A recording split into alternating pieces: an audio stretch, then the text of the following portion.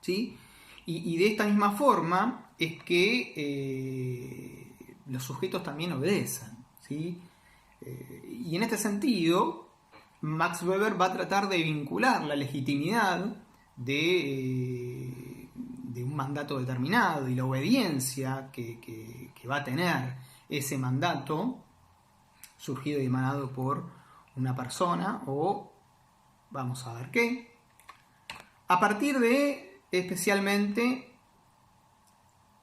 la legitimidad que le puede otorgar la obediencia a un señor, este señor vinculado con la tradición, también vinculado con algún término afectivo, ¿sí?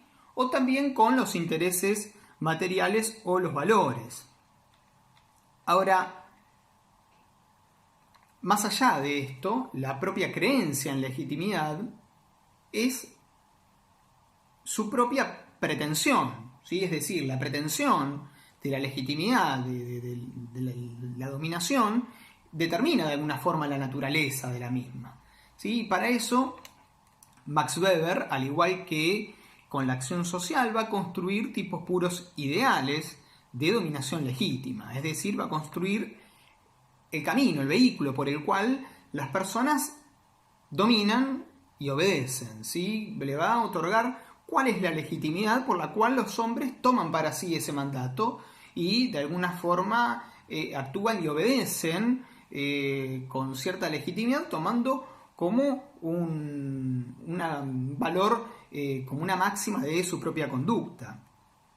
Entonces aquí vamos a volver otra vez a reiterar la conceptualización de los tipos puros ideales como una construcción teórica y que sirve para poder desarrollar un análisis empírico, ¿sí? Pero que en la realidad estos tipos puros ideales no existen como tal, ¿sí? Los tres tipos puros ideales de dominación legítima que señala Max Weber va a estar justamente ligada por la pretensión y la validez en la conducta que le otorguen los miembros de esta asociación de dominación y va a estar contenido en tres tipos puros ideales de dominación legítima.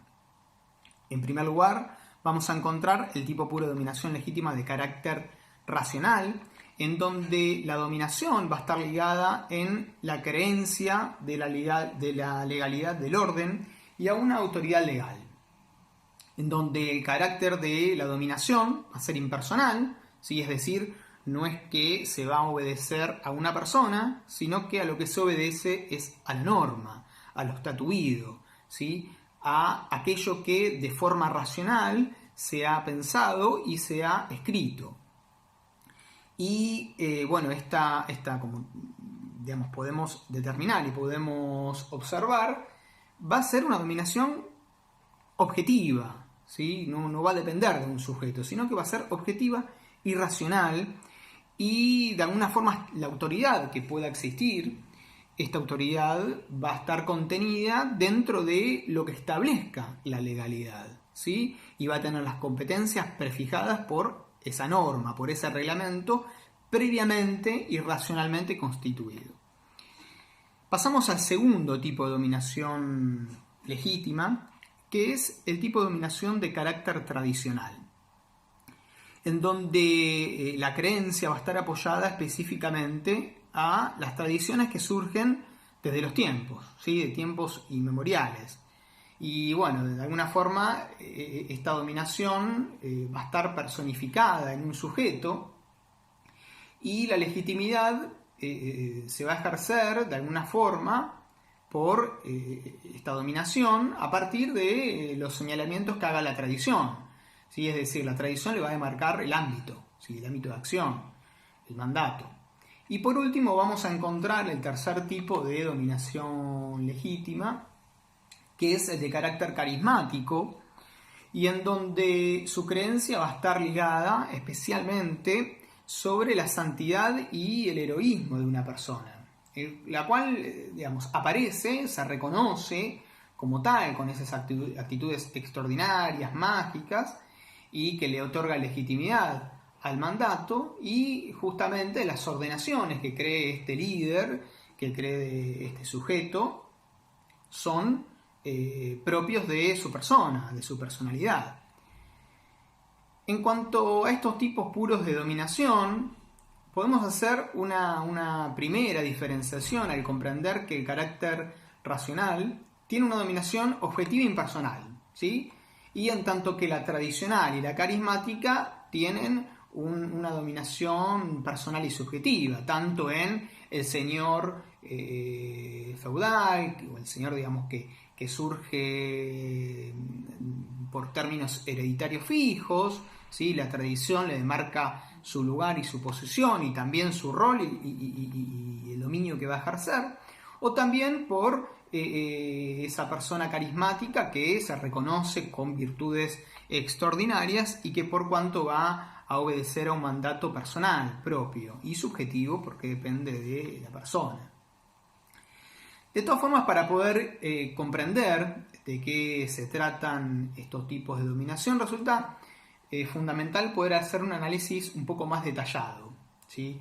Y para eso vamos a comenzar primero, como lo hace Max Weber en el libro, por el tipo de dominación que nos resulta un poco más ameno, que es el de dominación racional, ¿sí? El de dominación legal, con administración burocrática, que es el tipo de dominación que conocemos, ¿sí? Es el tipo de dominación que vamos a estar desarrollando. Y el tipo de dominación racional legal es aquel que descansa en el derecho, ¿sí? En el derecho, y que ese derecho está estatuido de alguna forma de manera racional y que tiene que ser respetado por sus miembros y para todas las personas que puedan realizar acciones dentro del ámbito de acción de esa asociación política, ¿sí? Estamos hablando que, por ejemplo, en un Estado no solamente tienen que acatar a ese derecho que circunscriba un Estado los que pertenecen a ese Estado, sino también todos los que puedan desarrollar una acción dentro de ese Estado. Es decir, aquí establece también el territorio que tiene que ser de alguna forma respetado por las personas que realicen acciones.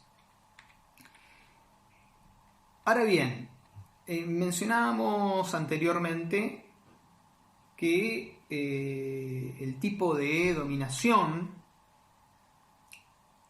es impersonal, ¿no? ¿Qué quiere decir que el tipo de dominación es impersonal? Bien, cuando hablamos de que la dominación racional legal es de corte impersonal, estamos hablando de que es una dominación en donde el que tiene el mando no es un sujeto, sino que es la norma, ¿sí? Y la autoridad, como mencionábamos antes, que pudiera estar al mando, lo es en función de lo que establece las normas.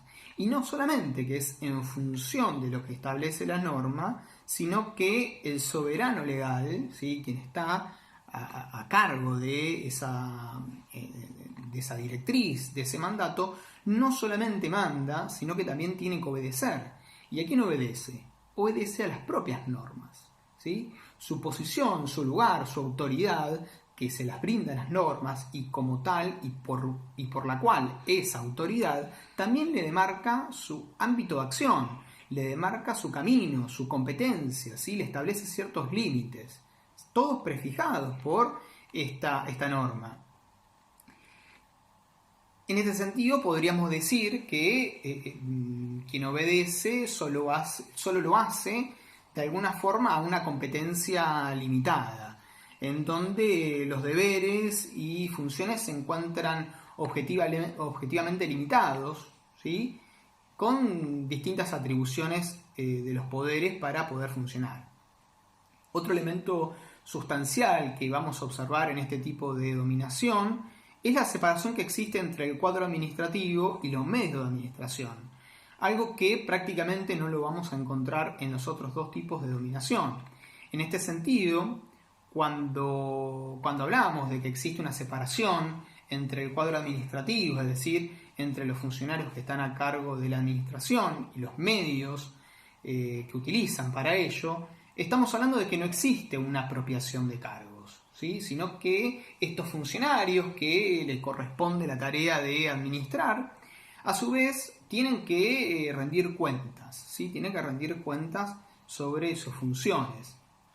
Y en este sentido, Max Weber nos va a decir que el tipo más puro de dominación legal es aquel en donde la selección de los funcionarios es lo más libre posible. En aquel lugar donde existe la mayor libertad para poder hacer el nombramiento de funcionarios públicos, es en donde vamos a encontrar la mayor pureza de esta dominación, ¿sí? La mayor separación entre los medios de administración y el cuadro administrativo. Pero también va a ser importante no solamente esta separación, sino también la disciplina y el honor que tenga el funcionario, y por otro lado, la calificación profesional que tiene. Aquí vamos a ver cómo en todas las ramas del Estado existen distintas orientaciones y distintas formaciones profesionales que se puedan vincular con las tareas inherentes que van a desarrollar en el ámbito de su trabajo, ¿sí? Esta calificación profesional es la que en última instancia va a justificar la incorporación, ¿sí? La incorporación dentro del cuadro administrativo, dentro del aparato estatal, para que de forma racional pueda utilizar las mejores técnicas, ¿sí? Las mejores técnicas, las más apropiadas, para que de alguna forma pueda compensar la retribución, ¿sí? El salario que se le otorga al funcionario por su trabajo. Bueno, seguramente, digamos, todo esto nos puede resultar bastante genuino, bastante conocido, porque estamos hablando de los funcionarios públicos, estamos hablando de una dominación habitual, conocida por todos nosotros, y digamos, lo importante de poder colocarlo primero en los tipos de dominación es justamente para poder comprender los siguientes tipos de dominación. Y aquí vamos a hablar del tipo de dominación tradicional, en donde vamos a encontrar que la legitimidad está dada por las ordenaciones y los poderes de mando heredados de los tiempos. Y esto es lo que mencionábamos anteriormente, en donde las relaciones de este cuadro administrativo con el soberano no va a ser subjetiva, sino que se va a establecer a partir de la fidelidad a la persona. ¿A qué persona, me dirán ustedes, no? ¿A qué persona va a estar orientada esta fidelidad? Bueno, aquella persona que esté llamado tanto por la tradición para ocupar ese lugar y justamente el mandato que determine este sujeto. Y en este sentido la legitimidad va a estar dada por la fuerza de la tradición, en un lado, con los ordenamientos y los límites específicos que determine la tradición, y por el otro lado, por el libre arbitrio del señor feudal, en donde la tradición le va a demarcar de alguna forma el ámbito de acción, y la obediencia va a estar ligada a la piedad específicamente. En este sentido, es imposible que existan nuevos principios, porque todos van a estar orientados de alguna forma a lo que está preestablecido, ¿sí? A lo que le señala la tradición. Y el reclutamiento del cuadro administrativo va a estar ligado por dos grandes elementos, ¿sí? Por dos grandes universos. Por un lado vamos a encontrar un reclutamiento patrimonial, en el cual vamos a encontrar a los esclavos, a los funcionarios domésticos, a los clientes y a los colonos, y por otro lado vamos a encontrar un reclutamiento extrapatrimonial, en donde específicamente vamos a encontrar a los vínculos de confianza, a los pactos de fidelidad, ¿sí? Con los vasallos, y a los funcionarios que puedan entrar libremente en la relación de piedad. ¿Sí? Bueno, estas son las primeras diferencias que encontramos en el tipo de dominación tradicional con respecto al tipo de dominación racional.